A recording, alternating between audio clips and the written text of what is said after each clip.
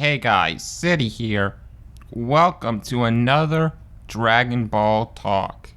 Today, we are going to name the top 5 most intense Dragon Ball fights.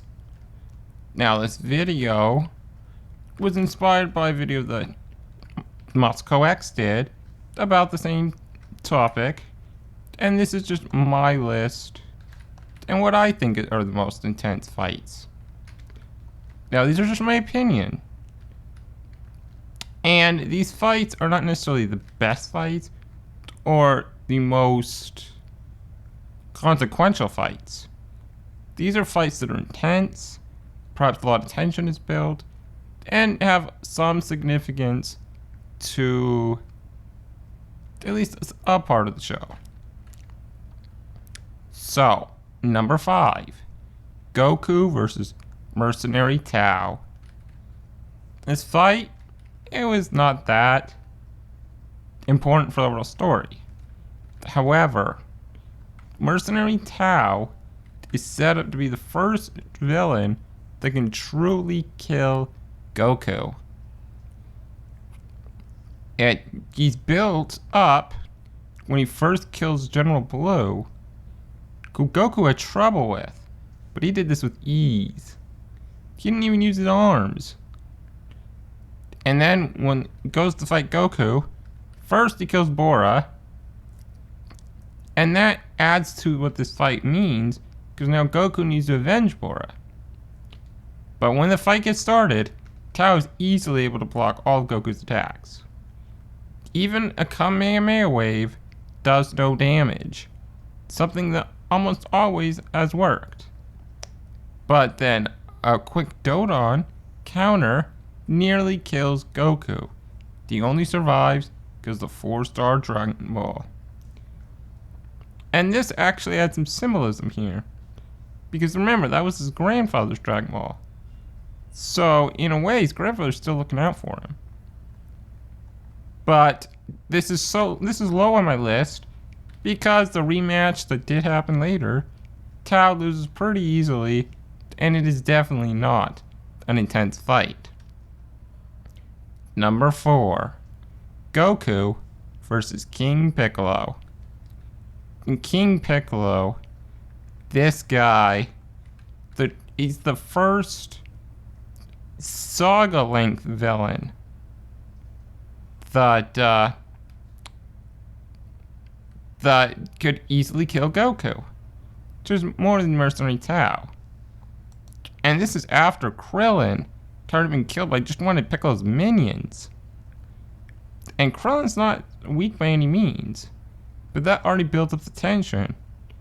And while Goku's able to beat those minions, he nearly dies to Piccolo before his youth was restored, when he's much weaker than he would be normally. However,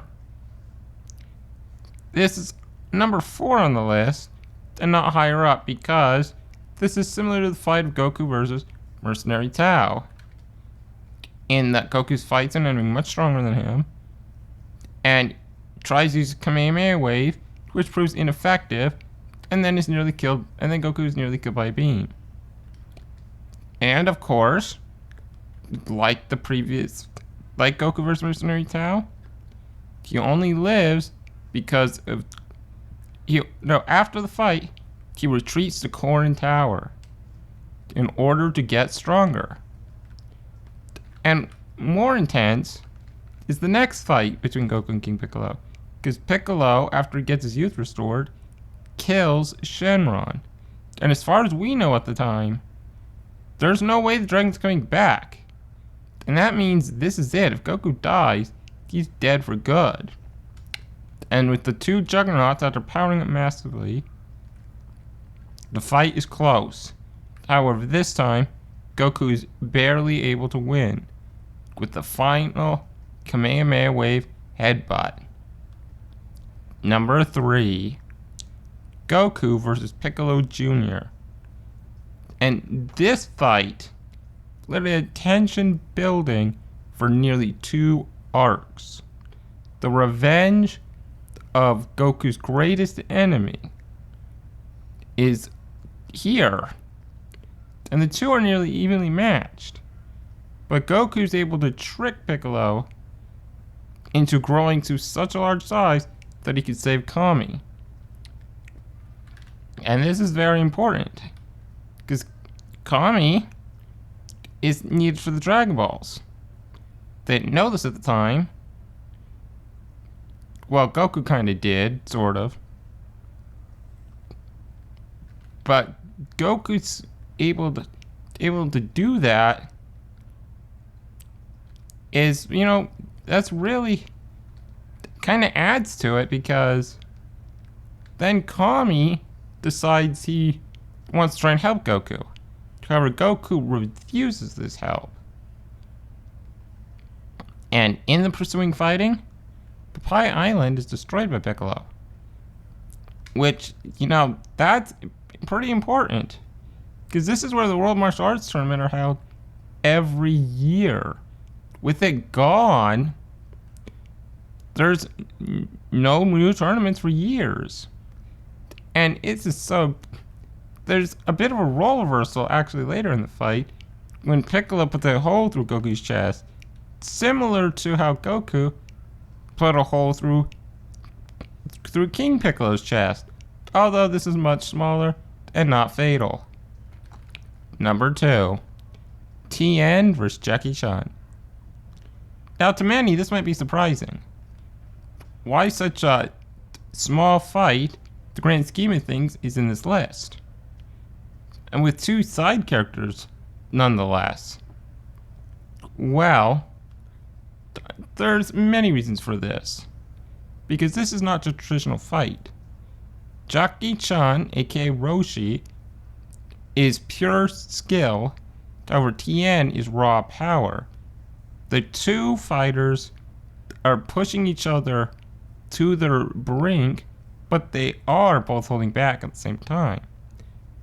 And what's really interesting about this fight is that Roshi isn't there to win, but he's there to help a young man who is headed down a dark path.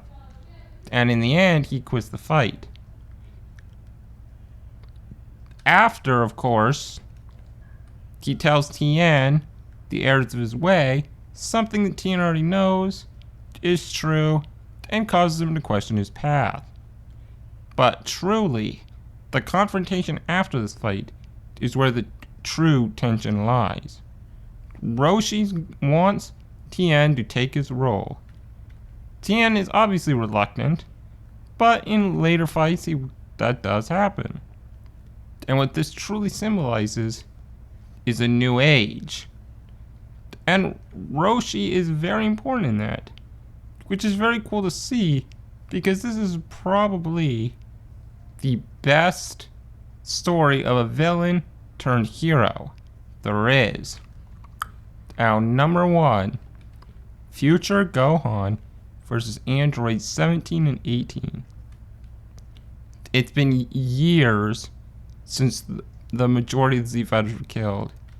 The struggle that Gohan has left him both physically and emotionally stressed. There's been many confrontations over the years, but this is the final battle. The rain, as well as the destroyed city, serve as the perfect backdrop, and really lets us know that this is either Gohan wins here, or he dies. There is no other option. And he does hold him off the best he can, but he can't beat a double team, and the androids kill him. And what this really symbolizes is the death of Gohan is the last of the old guard, the last of the Z fighters who were in fights before the androids attacked.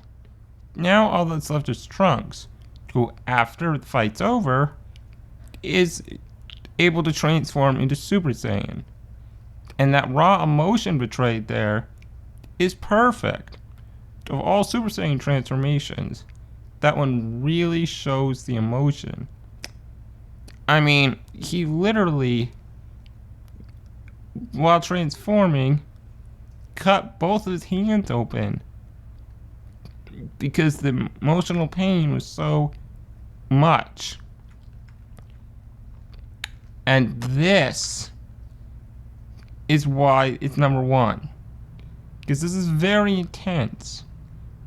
And the result leads to a no generation having to take up the torch to save the world. Well, I hope you guys enjoyed that. This was my list. And I would really love to hear what your guys' lists are. What are your most intense fights? Let me know in the comments. And thank you guys so much for watching. But I will see you next time.